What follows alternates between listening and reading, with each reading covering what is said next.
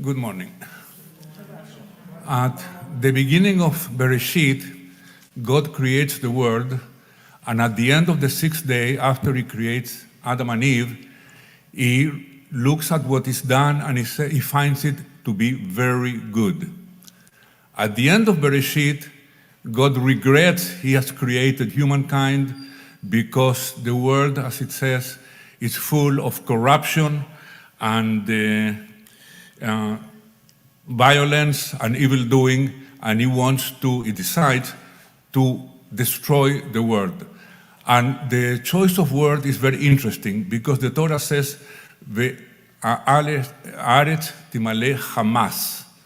Hamas in Hebrew means violence, means destruction, can also mean robbery, corruption, nothing to do with today's Hamas, of course. Hamas, the name Hamas for the terrorist organization actually is an acronym. It's not an Arabic word, and in Arabic is the acronym for Islamic Resistance Movement. Now, it's a coincidence or not, I don't know. Some people don't believe in coincidences, but that's the way it is.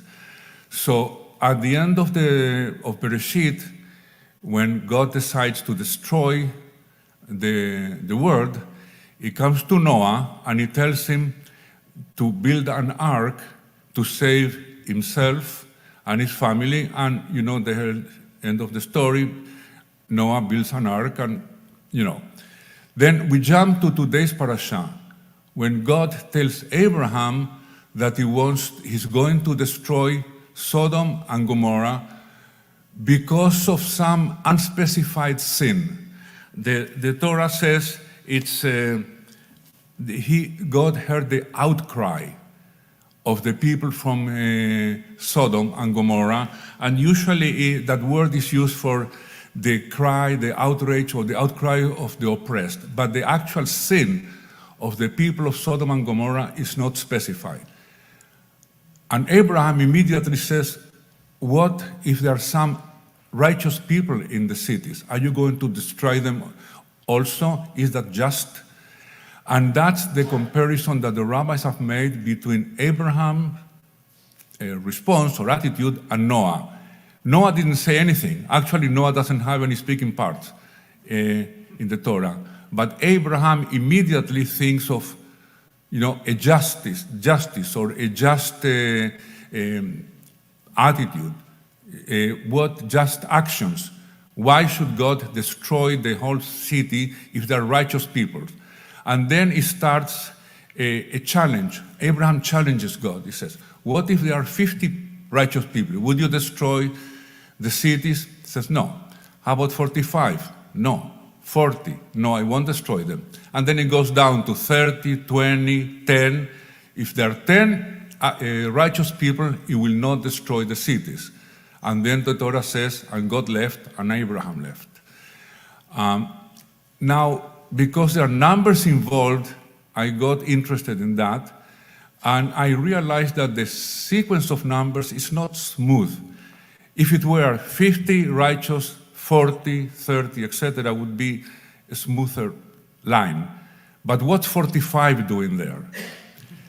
So I realized then that 45 is the gematria for Lot.